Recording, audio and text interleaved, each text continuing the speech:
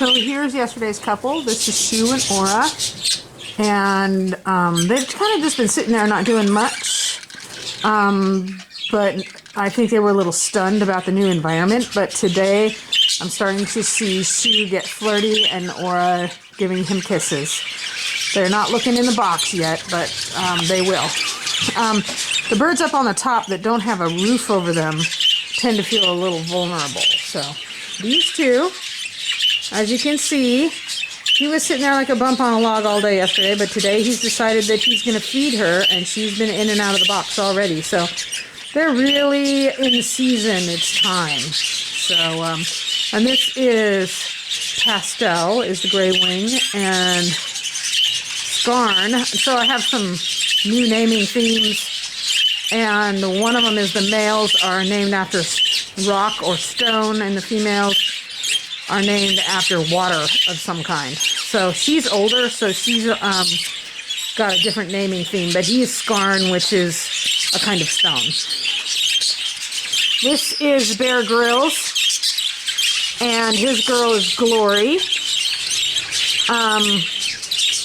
And as you can see, they're loving on each other too. Now, Bear Grylls is Pastel's brother, and Scarn there is Glory's brother. So these two pairs, my genetic diversity is not going to be great here because brother and sister share 50% of their genes, but still, even though we got two brother-sister pairs going here, their babies will still be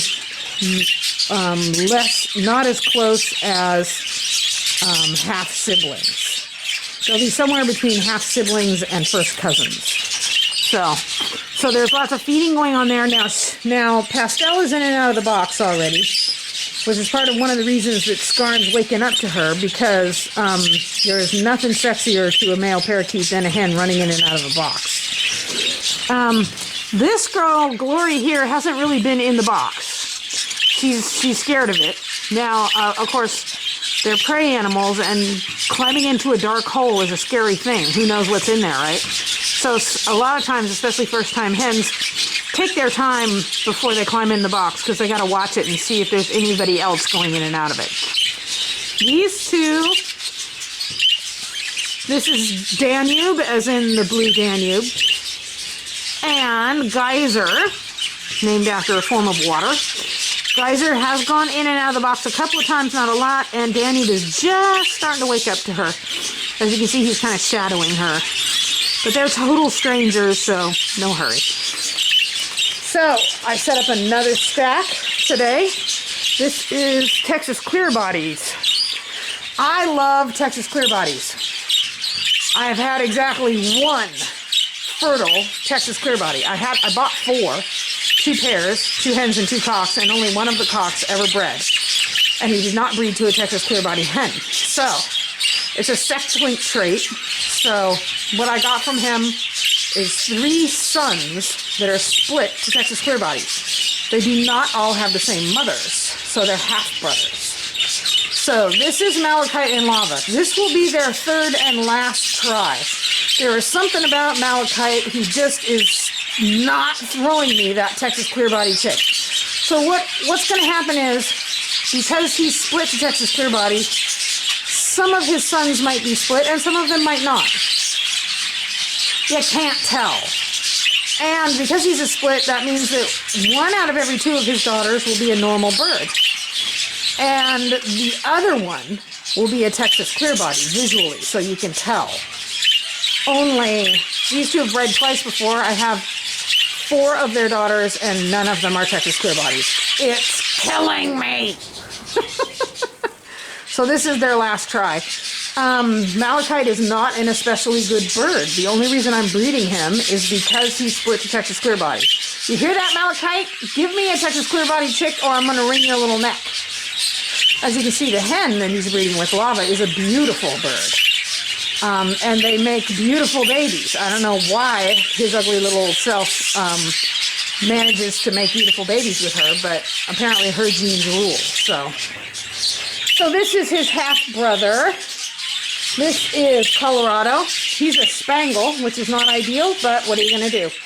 His mother was Sky. No, Stella.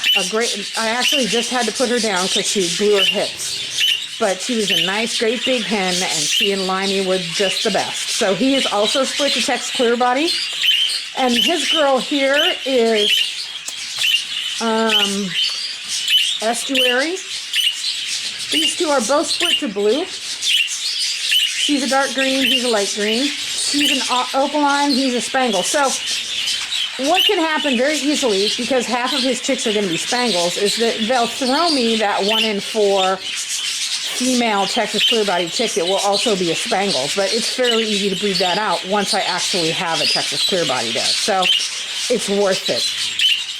I prefer white-based birds for Texas Clear Bodies because I think they're beautiful. But Limey was green, and although I bred him to blue hens, every single one of his boys came out green. So these two, she's actually a slate rather than a gray. So although I have 8 chicks, when I first put them together, I was like, oh no, I'm going to end up with a bunch of gray greens because she's gray and he's green. But she's not gray. She's a slate. And so what I've gotten is half of their babies have been cobalts, and the other half have been dark greens. So he's a light green, she's a dark green. I also like the Texas Clear Body with opaline layered over it, so I'm really glad that she's an opaline. Limey was split to opaline, so any one of these boys could also be opaline. Could also be split to opaline. And then the last brother, this is Colorado down here. No, I'm sorry, this is Amazon down here. So the boys are named after rivers in this group. And this is his girl, Dew, as in the morning dew. Another water reference. So these two are really not paying any attention to each other. I just set them up today, so it'll be a little bit. And then down here, this little girl is, her father was Apollo, her mother was Luna. She's a rainbow great-granddaughter, and she's been dying to breed forever. To the point where no matter where I put her, she starts laying eggs. So she had stopped for a while because I put her in with the cockatiels. Yesterday she laid an egg, and I said, you know what? I'm going to set her up. So she's a violet spangle, and this boy here is slate. He is a slate, not a gray, but a slate yellow face. And slate supposedly mixes really well with violet. It makes a really vibrant color. And he's a go-getter. So I'm pretty sure that she will relent and breed to him even though she's already in egg-laying mode. A hen that's laying will literally come out of the box a couple of times a day to eat, drink, poop, and breed, and then go right back in again. And he's ready. So she's already in the box. She's probably going to lay an egg tonight or tomorrow. It won't be fertile, but once she lays it, she'll be ready to come out and breed, and he is ready for her. He just met her, and he's already chasing her into the box and hanging out with her in there. He is not letting any moss grow. So I have high hopes for these two. So that's today's 4. As you can see, I still have a whole lot of empty cages here, and 2 more rows over here. I'm doing 4 a day. I set up my cockatiels. They're in the box. That's Zoo. When he decides it's time to breed, he's going to start biting me. But I don't think he's there yet. Oh, no. Are you biting me? Oh, no. He's there. That was him. See, look. He's hand raised, so he's very, very tame. But when he's in breeding mode, forget about it. He thinks I'm a competitor. And he will beat me up. And there she is. Here's my Fosters waiting for their boxes. Oh, no. You have to wait until everybody else is set up. I see some of the hens sitting down here so that they can peek at what's going on with the other birds, but I really don't want them to get stimulated to start laying yet. I'm holding out on them for about a week. So, okay, that's it for today.